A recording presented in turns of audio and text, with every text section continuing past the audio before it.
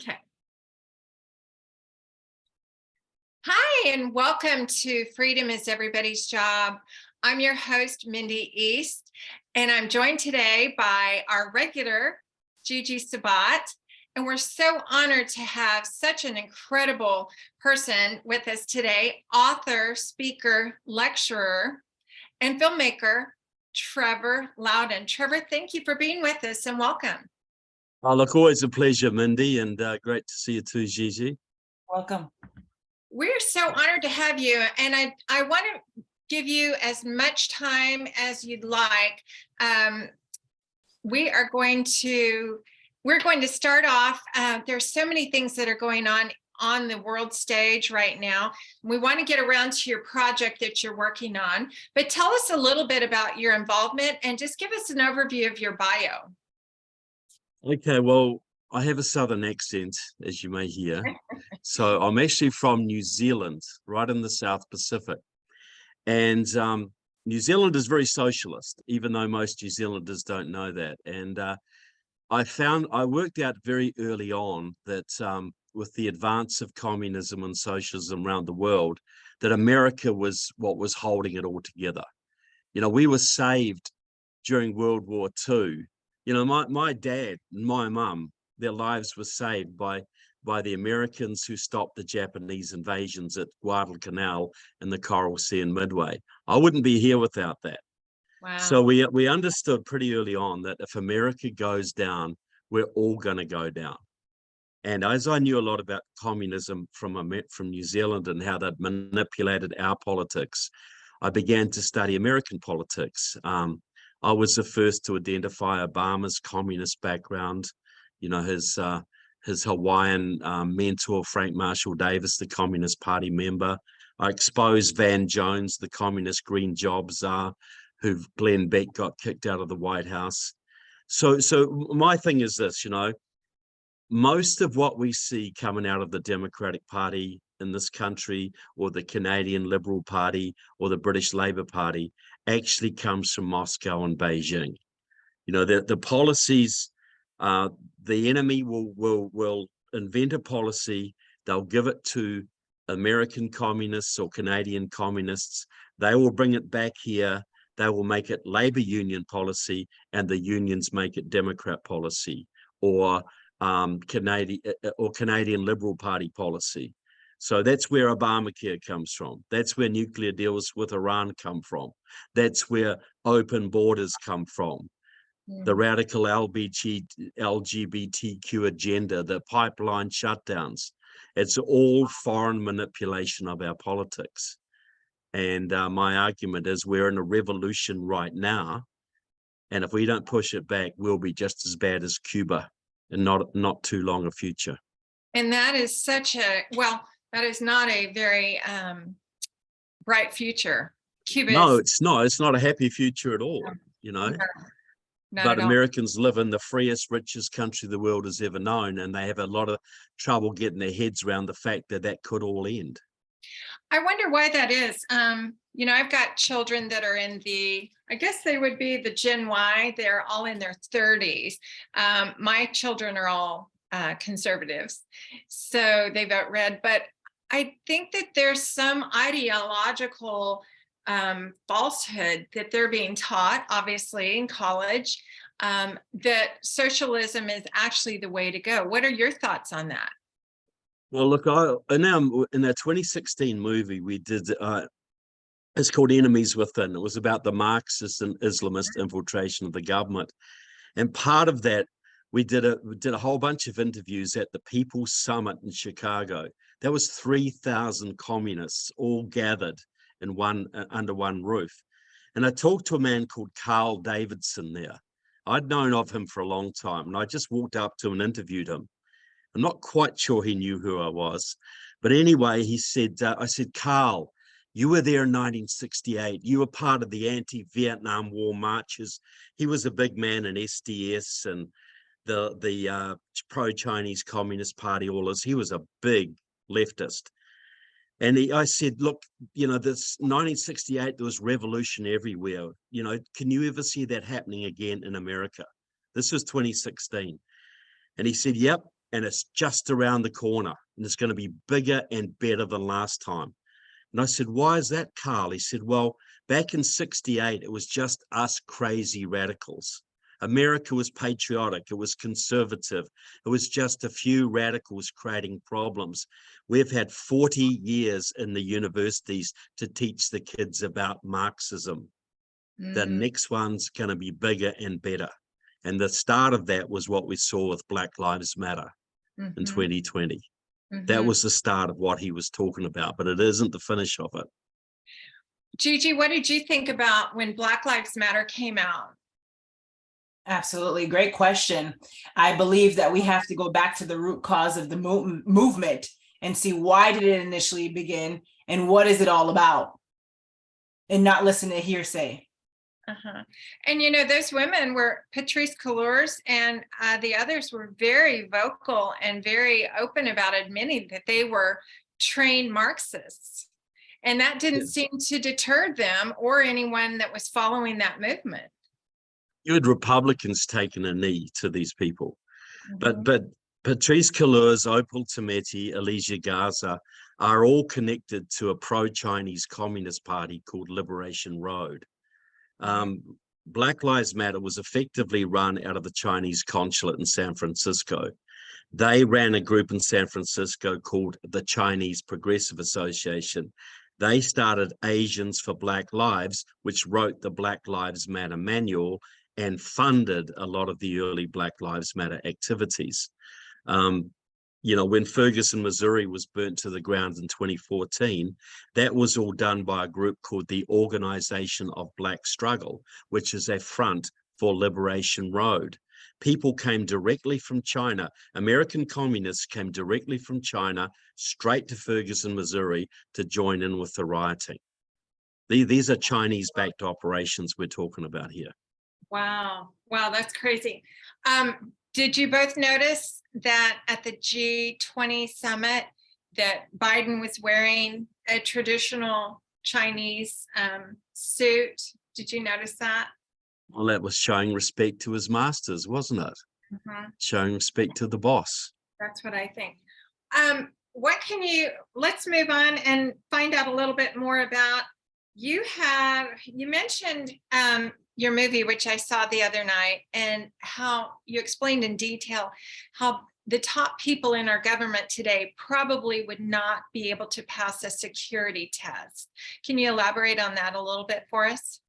Well, yeah, look, there's a lot of people I'm sure who are watching have had to undergo get a security clearance or undergo a background check for a military or, you know, military contractor's position. And they can be pretty rigorous. They check out your family background. They look at your financial situation.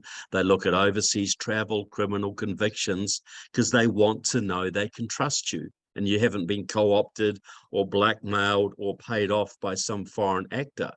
Well, if you get elected to Congress and you want to serve on the Homeland Security Committee, or the Armed Services Committee, or the Intelligence Committee, there are zero background checks, none at all, not one. So you can be an absolute rabid communist like Benny Thompson from Mississippi, who is the chairman of the Homeland Security Committee. You can be a total, you can write for the Communist Party newspaper like Raul Grijalva, who's chair of the Natural Resources Committee. You can be a complete communist and you can serve on these bodies. Wow. And nobody's going to hold you to account. And the FBI doesn't dare to come after you because you control their salaries. You control their promotions. They're not going to challenge the congressmen who pay their salaries. Sure.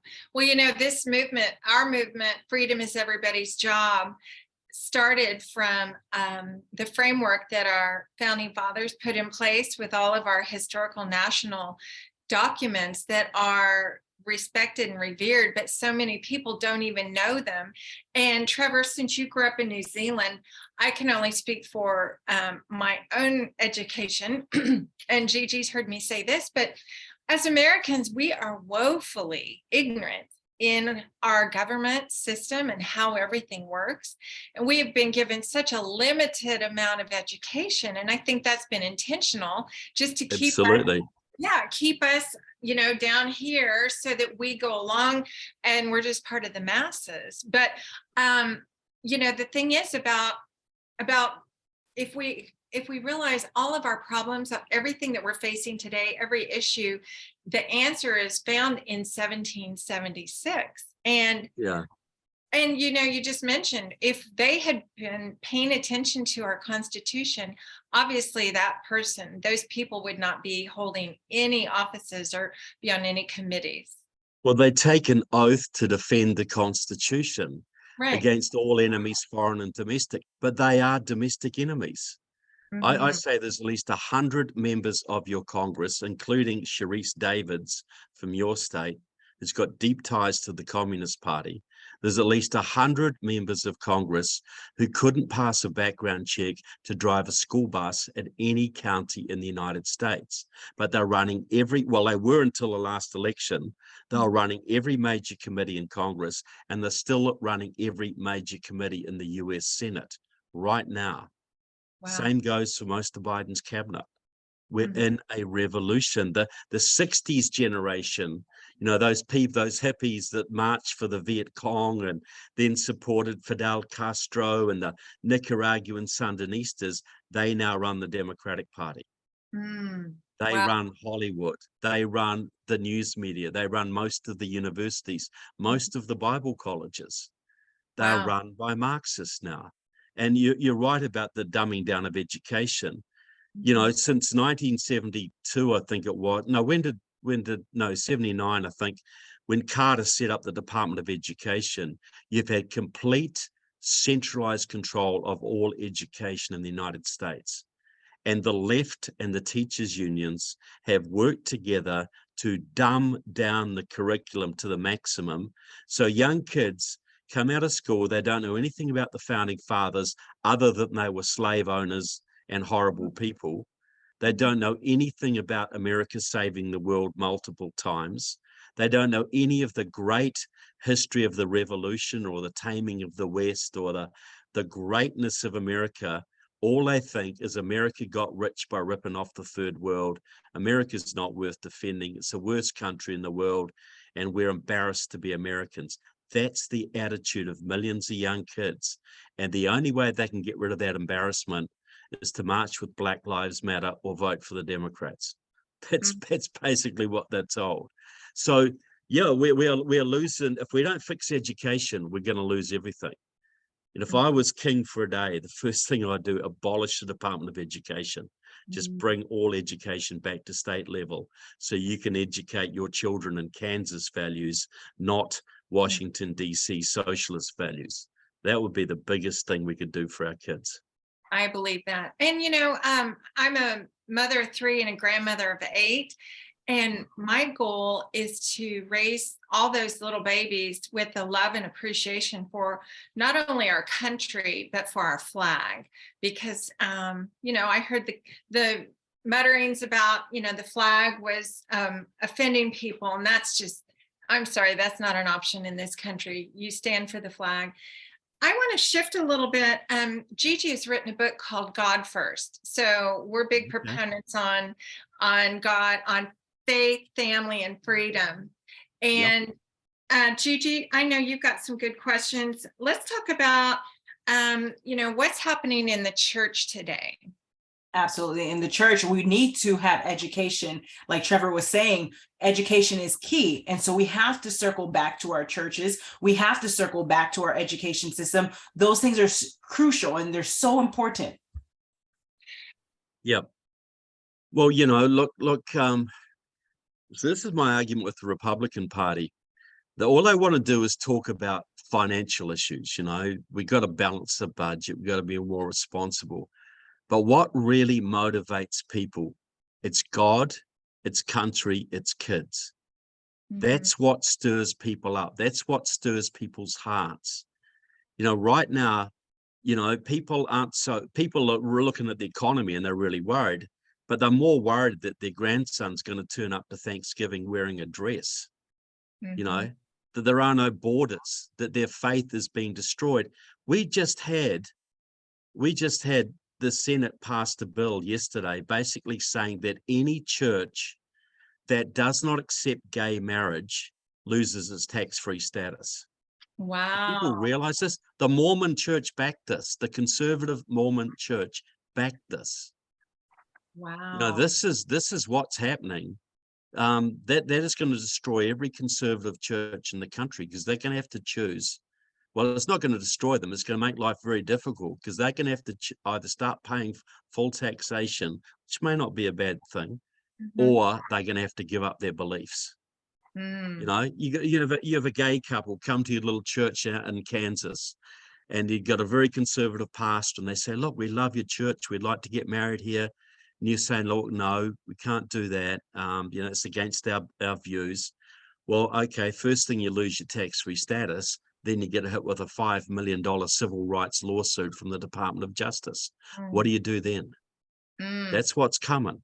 Sure. And, I heard somebody say, it might have been Armando, because, and Armando Nuteller, our third party, is in, I believe he's still in Brazil. Anyway, he's an evangelist, and he's written a book. His current book out is called The Decay of the Devil's Kingdom. And it places so much of the blame, I'll go ahead and say just blame, in the church, that the leaders in our churches have sold out. What are your thoughts on that, Trevor? I think that's 100% correct. The American Revolution was led by the Black Robe regiments. Most of the military leaders in the revolution were pastors. The Bible in one hand, the long rifle in the other. And they fought that war over religious liberty.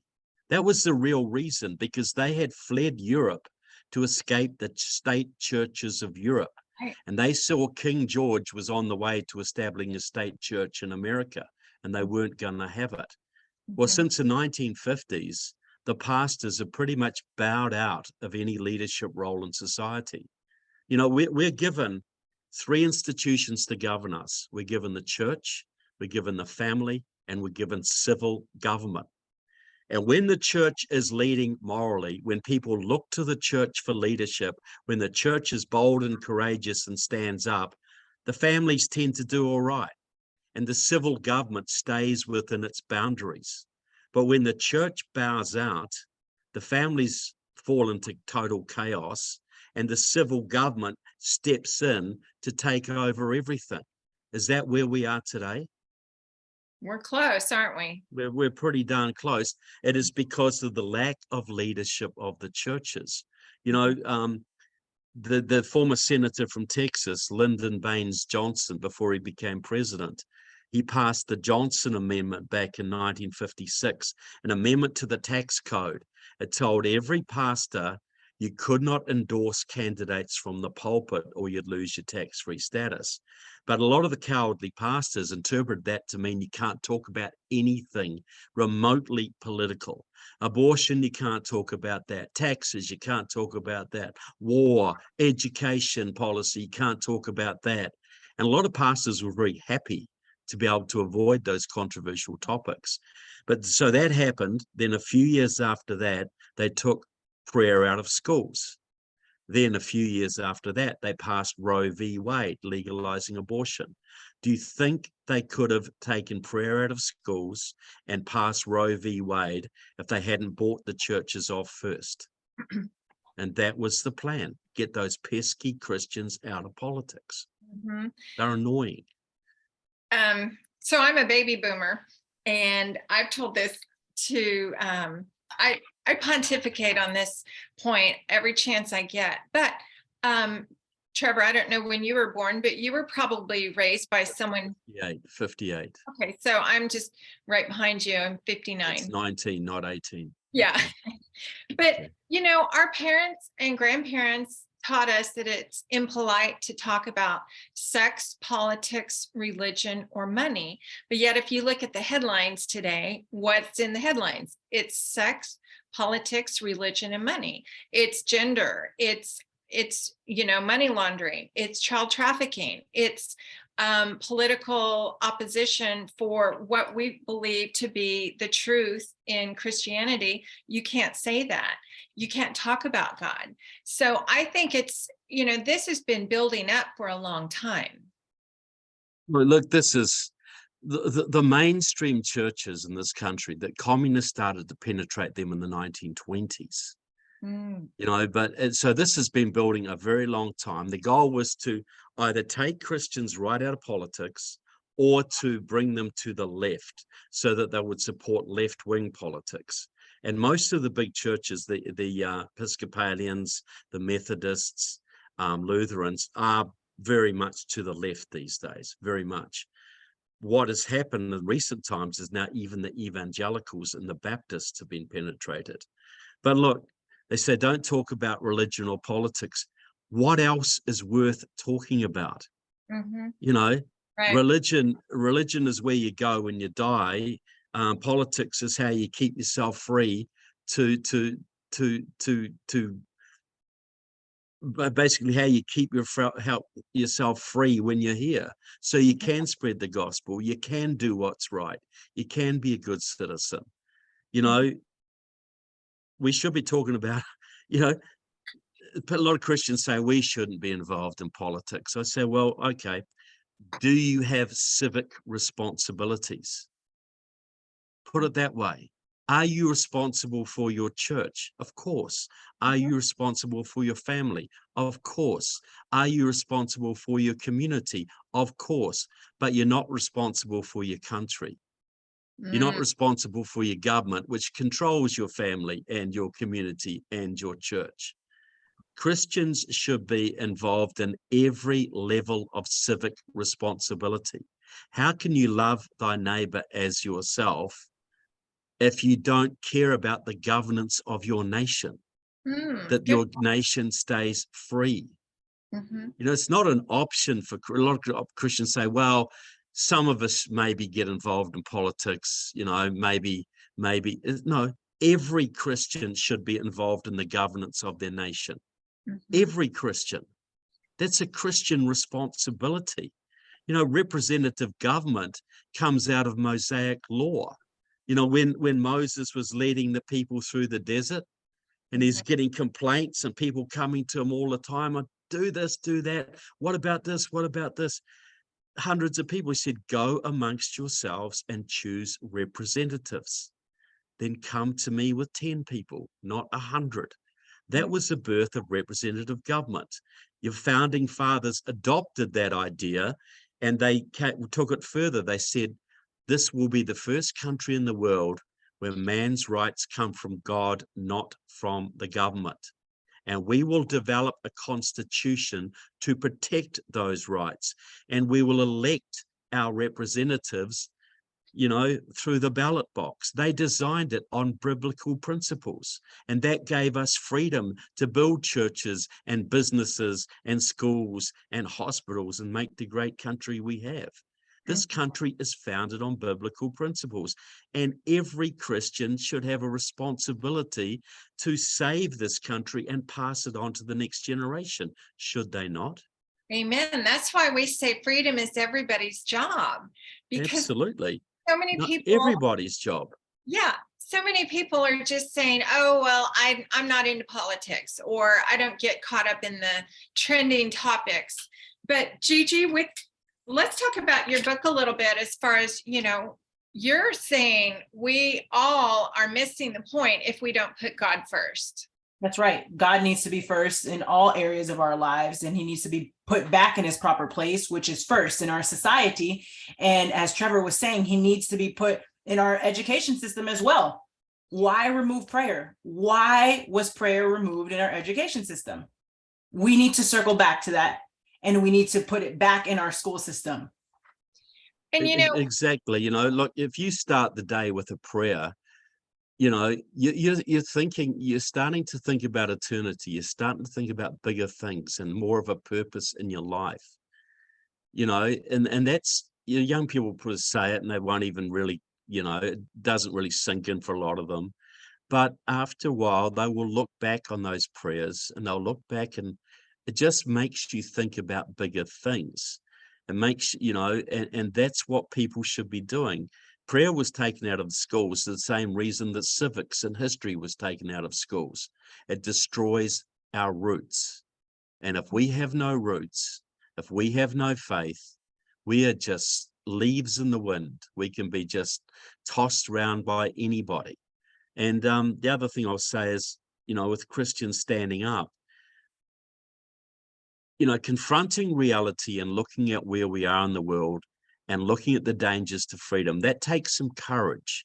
It takes courage to fight for liberty. But courage is a sign of faith. If you have deep faith, you'll fear nothing. If your eyes are on eternity, you fear nothing that happens in this world. And who were the first in Book of Revelations? Who are the first people to be cast into the pit of hell? There's a list of people who are going to go to hell. The first people are the cowards, because cowards have no faith.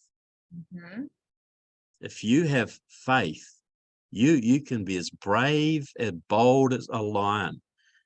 So all these cowardly politicians, if our politicians had their eye on eternity rather than the next election cycle, do you think they'd be a little bit bolder?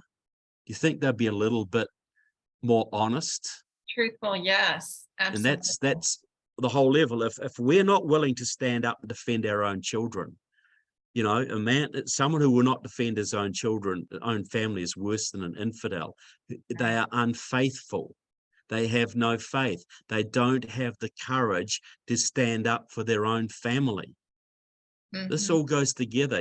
Faith and courage are just intimately connected.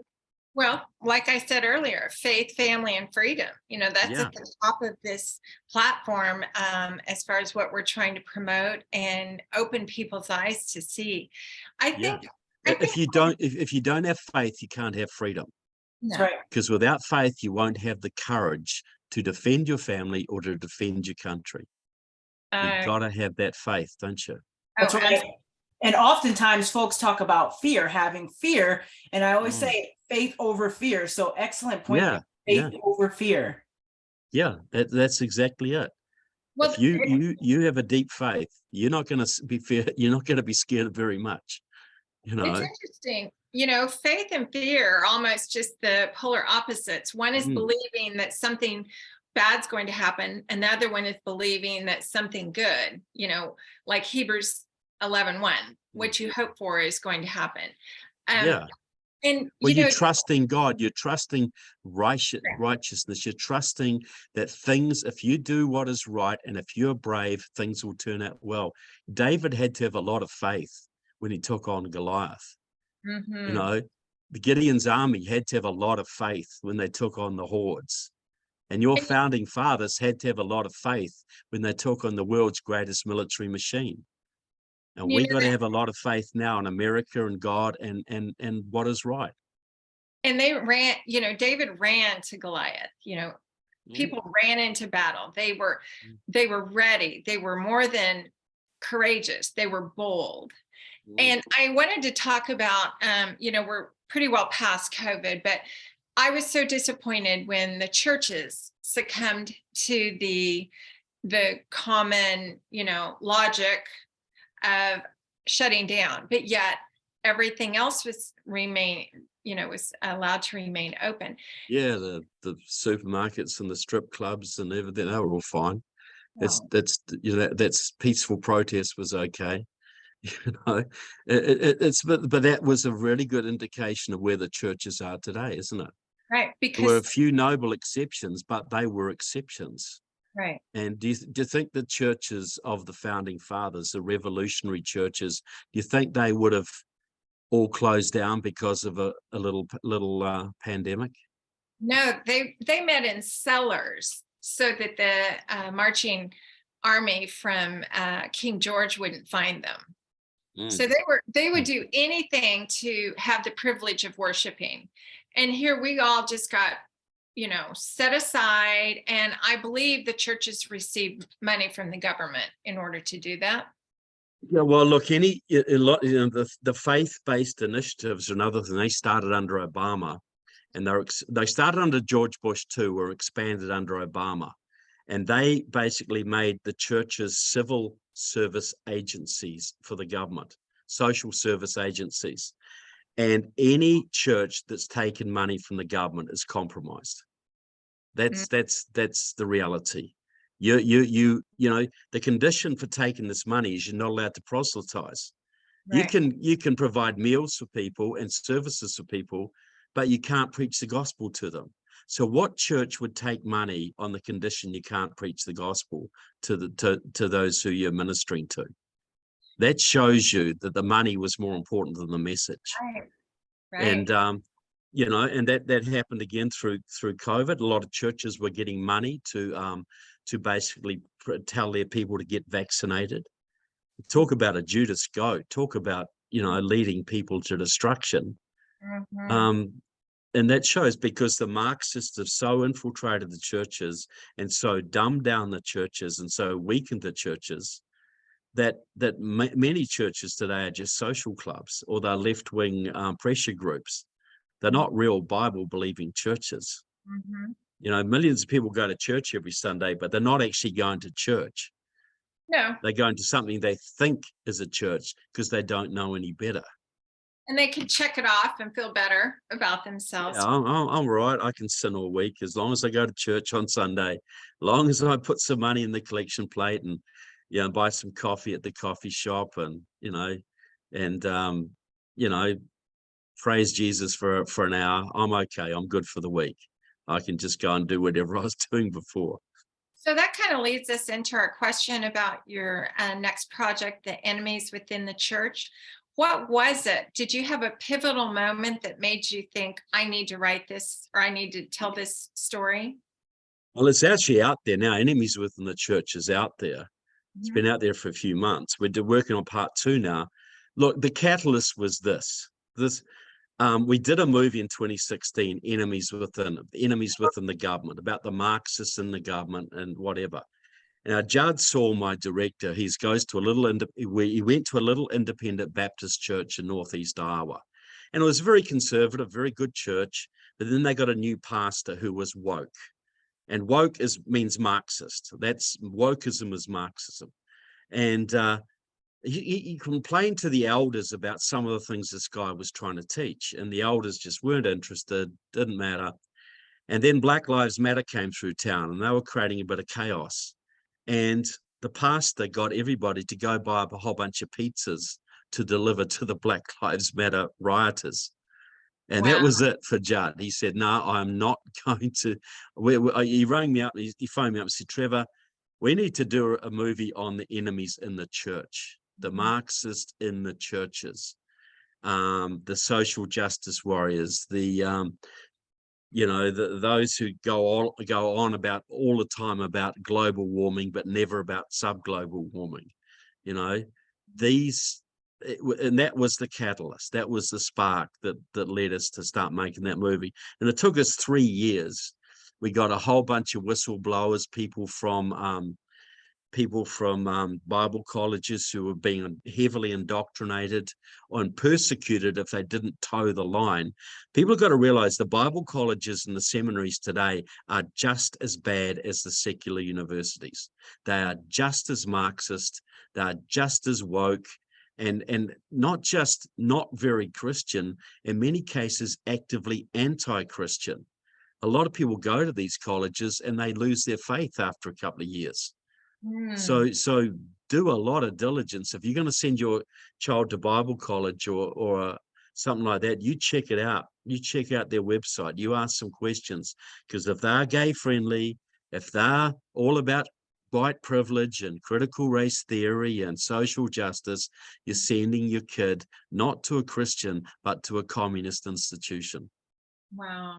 Well, and Gigi and I and Armando, we've discussed on multiple occasions how this is really what we're going through, what our country, what the world's, what's happening on the national and world stage is actually good versus evil. Yep. And yeah, it is.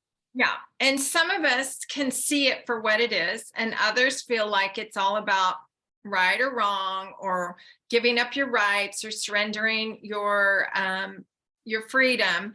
My neighbor has a flag that says "Mind your own uterus." So, I think they put a whole spin on just the abortion thing, that it Well, was we'll more just, about yeah. your rights. Yeah. But what about Well, they- just by the way, the abortion referendum in Kansas, that was, where they voted to continue abortion in Kansas. Mhm. That was completely organized by Democratic Socialists of America, a Marxist organization. So they had enough power in Kansas, in the middle of the heartland America, to flip that election. Yeah. But you're right. The left portrays everything, and this is freedom, this is equality, this is standing up for the little guy, this is ending injustice, it's out, standing up for trans rights and the rights of Inclusion. people of color. And it's all got to sound good, because they're leading you to evil. They're not going to lead you into evil by telling you it's evil. Mhm. Right. Nobody gets up in the morning and says, I really want to go to hell. I really, really want to go to hell. Yeah. It sounds a really cool place. People go to hell because they accept well-meaning lies. They Mhm. accept untruths that are couched. There's a bit of sugar there to trap you, to bring you in. This sounds really good. Mhm. Young gay kid, is told, well, look, just be gay, just live a gay lifestyle. It's perfectly okay. You'll be happy. They're not given the alternative of, well, look, you can change this. You Mhm. can live a different life. Mhm. You can have a spiritual transformation. And so people are seduced into evil with little baits, little bits of, it always sounds good. The devil's not going to come and tell you, say, look, sell me your soul, you're going to rot in hell and suffer eternal torment. No, you're going to live a freer life. You're going to have more wealth. You're going to, be Mhm. more, have more friends. You're going to be part Lesson. of the crowd. Well, and I liked what you said in the movie, your first movie, Enemies Within, where you did have that quote, which I think a lot of people, I'm very familiar with it. I know Gigi is, but not everyone else knows that Satan's biggest lie is to convince other people that he does not exist. Yeah, yeah. That's his biggest success, and that's what we argue the communists' biggest success is. You tell people in America today that we're in a communist revolution, and people say, "Well, they disappeared years ago. They've gone." Well, the communists follow the devil. The communists are the tool of the devil, right? They're anti-God. They're anti everything that they want to destroy the family. They want to destroy civil government. They want to destroy the church. That's what they are. Well, I say, look, what is Black Lives Matter? That's communist. What was the Women's March? That was communist. What is the LGBTQ movement? That's communist. What is the destruction of our military? That's been done by the communists. What is the open borders movement? That is communist. What is the environmental movement that's shutting down our industries? That's communist. What are the unions that are running the Democratic Party? They are controlled by communists. Who controls Hollywood? The communists do. Yeah. Who's infiltrated big tech? The communists have. Who is Wall Street in bed with? The Chinese communists. Mhm. So we are swimming in communism, but people don't see it because all they think of communism is some movie from the 60s where they saw these big tanks going down Red Square in Moscow with big hammer and sickle flags. And that's not there anymore. So communism must have gone. Well, that was just one little iteration of communism. We are swimming in it. Communism is the most powerful political force in our country now. Wow. So, Trevor, what can we do in our communities, in our neighborhoods, and our towns? What can we do to help prevent this from happening and have a complete overthrow to a communist nation? Well, first thing we have to understand it. And I've put out, please watch Enemies Within the Church, watch Enemies Within. And I've got 2 new books out, Security Risk Senators Part 1 and Part 2. Yes. and they're available on Amazon or through my, oh yeah, okay, you've got it there. Yeah. Yes. So first thing you got to, if you're in a war, you got to know you're in a war. Then you got to know your enemy. And so you got to understand what you're up against. You know, when you see critical race theory in schools and you see the radical LGBTQ movement, then you see the open borders, and then you see China threatening to invade this country and whatever. Understand it's all part of the same movement. The movement is to destroy our families, to destroy our churches, and to destroy our government. So everything you see that is destroying America, that's basically guided by Marxists at some point or another. So you've got to educate yourself. Then you've got to commit yourself to actually becoming a culture warrior. You've got to actually get really active in transforming your own church and making it an activist church. You've got to get very active in local politics. You've got to take over your local school board. You don't just take it over and run it more efficiently. You take it over and you throw out the whole curriculum and put in a Hillsdale College curriculum or a homeschooling curriculum. So thousands of kids in your county are actually learning real history, real math, real science, how to love America. You got to start locally fighting back. And you got to take over the institutions. You got to tell the federal government to stay out of your life. You got to elect constitutional sheriffs who will protect your religious liberties, who will protect your gun rights. It's you got two guidelines. You got the Bible and you've got the Constitution. You should be living your life by the Bible, and you should be living your civic life by the Constitution. Look at the Constitution, read the Constitution. What can you do to change your school board? What can you do to change your county commission?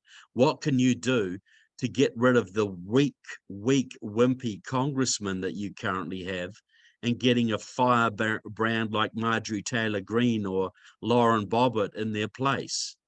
You know, what can you do?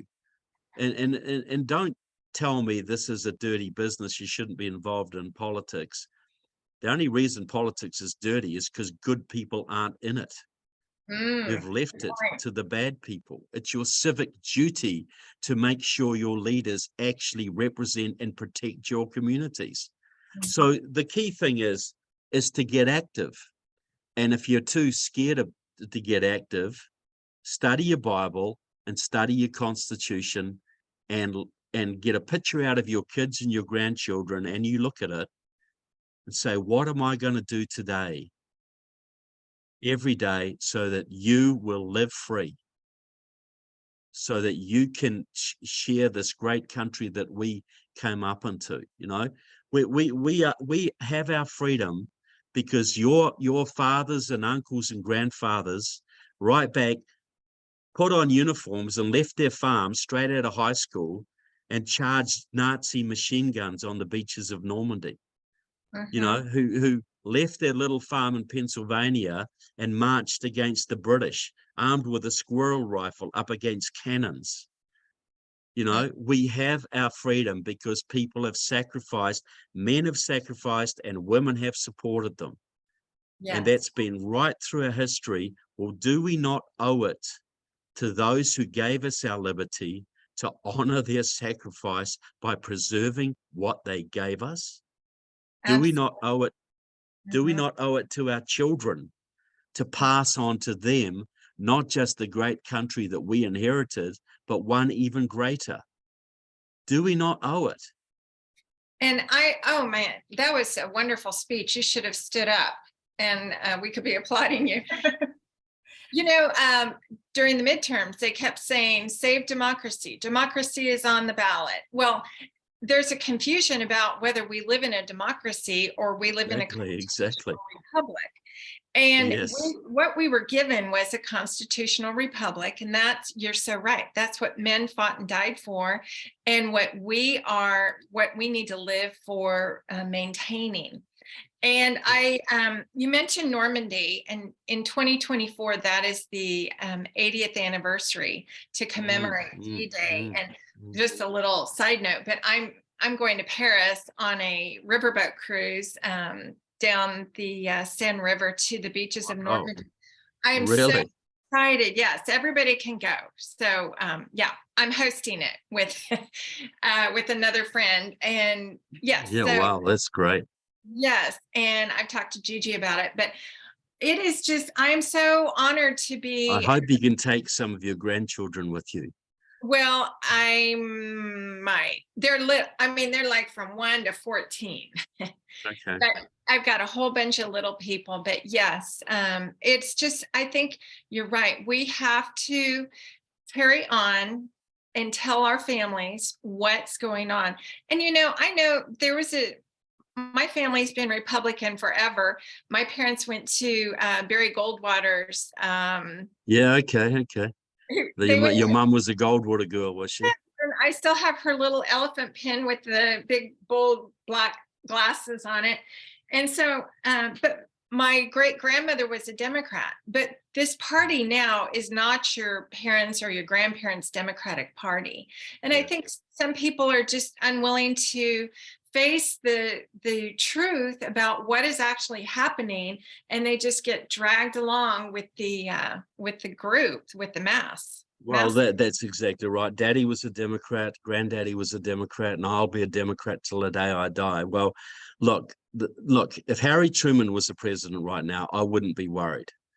You know, he was a patriot. I might not have agreed with everything, but he was basically a patriot.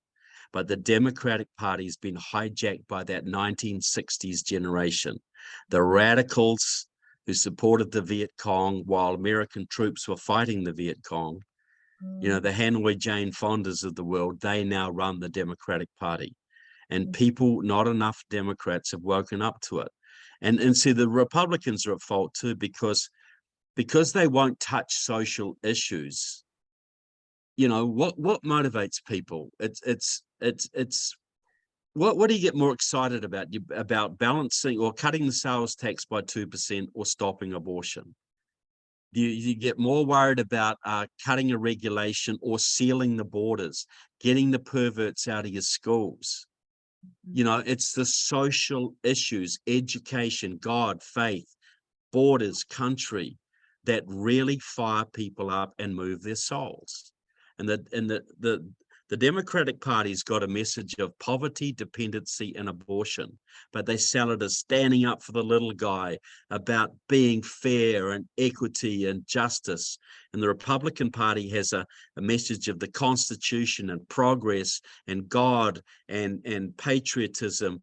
And they want to sell it, well, we're going to manage the economy a little bit better, and we're going to cut your taxes a bit. Well, some young solo mother in Kansas City, is she more worried about balancing the state budget, or is she more worried about having a cop in the neighborhood to keep the gangs away from her kids? What's she more concerned about? Kitchen And table. so, yeah, exactly. So it's those social issues. If the Republicans, conservatives would talk social issues like Trump would do, Republicans would be a 70-30 party. They'd win everything. But because they want to just listen to the Chamber of Commerce and only talk about financial issues and balancing, which is all good. Don't get me wrong. I'm all for that. But it's not what stirs people's souls. It's not what fires people up. People don't fight and die over the gas tax. They'll fight and die for their kids. They'll fight and die for their border, for their country, for their God. And this is we are not in the position we are because the Democrats are so pernicious and so clever. It's because our Republican leadership has been too darn weak and too darn wimpy for too long. Wow. Yes, I agree. Gigi, how about you? That's right. Absolutely correct. And we need to have that boldness and that faith. No argument there, was it, Gigi? You're very, very, very, very straightforward about that. Yes, and Gigi's finishing up her law degree, and so she's cool. She's been an intern under Marco Rubio, so she brings okay. a lot to the table. Well, in closing, Trevor, I want to give you just, Gigi, do you have a last question for Trevor? Yes, I do. Trevor, can you tell us more about your books that you've written? Yes. Well, thank you, Gigi. Look, for people who want to read my materials, just go to trevorloudon.com. So that's Loudon. Sometimes Google forgets my IP address, so you might have to put it in the search bar at the top of the page. But trevorloudon.com. What I've got out now is 2 books called Security Risk Senators Part 1 and Part 2. There's 4, each book is 400 pages, and it exposes each book exposes 15 currently serving US senators with their ties to communist China, to Iran, to the local communists, to the local Marxist groups. We've got about 40 senators working for the other team. And that's the reason why our military is being gutted, and we have open borders, and we have a nuclear deal with Iran, because a lot of our senators are actually working for the opposition. They are sincerely working for foreign countries, and these books expose that. And also on that website, people can get the movie Enemies Within the Church as well. So I think if you understand what's happening in the church and you understand what's happening in your government, you're a lot better prepared, and you can use your resources and use your talents more effectively. So you're not wasting your time. We got to be able to target our enemies more effectively, and we got to identify the subversion that's happening both in our government and in our church. So Security Risk Senators Part 1 and Part 2 and Enemies Within the Church are the 2 things that I would recommend for anybody who really wants to understand what's happening both in the faith community and in the government today. That's And perfect. it has consequences in every way for all of it. You know, we're in a mess because the church is bowed out and the government's got way out of control. That's why we're in a mess. True. And so those are available on your website. Are they also on Amazon, Trevor? Yep, they're on Amazon. You can get them on Amazon, but if you get them through me, you can get the books. You can get them autographed, and some people like to get those for Christmas presents, and so you can just leave it on the order form. You leave the message, to Mindy, a true Kansas patriot, to Gigi, stand up for Florida. You can do anything like that. So it's a little bit better than buying them through Amazon, and Jeff Bezos doesn't get the money I do, which is always a positive. Okay, and we're just about out of time. We want to be respectful of your schedule today, but Trevor, in closing, tell us what you love most about America. I love the liberty. I'm in Florida, and Gigi will understand this. For the family, I've got family, my wife's family's here. I'm in Florida for the fishing, the family, and the freedom. It's the freest state in the union right now. Look, the American Constitution is the model for all of us who love liberty. It's the envy of everybody around the world who loves freedom. Right from when I was a young kid, I've looked to America and think, wow, this is a place where they actually put freedom first, where your rights come from God, not from the government. How cool is that? And if the government doesn't give you rights, they can't darn well take them away. They belong to you. So that's what I love. I love the godliness of America. I love the liberty that brings to people, and the great optimism here. The great people in America are dynamic. That they are. Look, truly, I look at my friends in New Zealand, and they're the same age as me, and they all look about 10 years older. And all the Americans look about 10 years younger, the same age, because there's a different spirit here. There's just a love for life here that you don't sometimes see so much in other countries. And sometimes you have to go somewhere else to appreciate that. I think a lot of Americans think everybody's like this. But no, everybody isn't like this. You guys fought a war for your liberty. You understand what the Second Amendment's all about. You understand what the First Amendment's all about. And I just love the fact that despite all the socialism, despite all the corruption, there's still millions of Americans who love God, love the Constitution, love their country, and love their kids, and are willing to fight. That's what stirs me up about America. Oh, very well said. Beautiful, beautiful. Well, thank you both for being with us today. Trevor, what an honor to have you as our guest. And It was a pleasure. It was a pleasure, ladies. Thank you, we Trevor. will encourage everyone to follow up with you, reading your books, getting on your website to order them, and watching your 2 movies, Enemies Within and Enemies Within the Church. And hope to have you back on again when Armando can join us. Yeah, look, I'd love to. I'd really like to catch up on what's happening in Brazil. That's a critical fight for freedom right now. Yeah, yeah, I'd love to talk more about that because, yeah, Brazil can save South America and we save everywhere else. You know, Right. that's how it should work. And you're right. If America falls or if Brazil falls, either one, I think we're in a pickle. We're in a world of grief, and we can't afford to allow either to happen.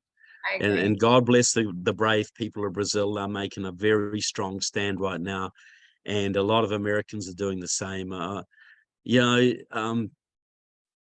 the last election was disappointing in some ways, but it was also good in others. Many people got out and voted. Many people are taking a stand. I think the next Congress is going to be pretty darn tough. Mhm. I think that they're finally look. Catching up. 2 years, people are sat at home reading their kids' school textbooks in horror, watching their cities burn in horror, watching their economy wrecked and their churches closed, watching their freedoms taken away, and millions of people are finally woken up to the fact that we could lose this country. And everywhere I go, I see new groups, people standing up everywhere. They think enough is enough. We're fighting back, and we're seeing that happen. And that's very encouraging to me. Well, we're part of that group. So that's why we have Freedom is Everybody's Job. And we just encourage everyone to follow suit and take that advice and those recommendations from Trevor. And thank you, Trevor, once again for being our special guest. And thank you, Gigi. And remember, everyone, freedom is everybody's job. Thank you so much. It is. Have a good weekend. Thanks, Gigi. Thanks very much.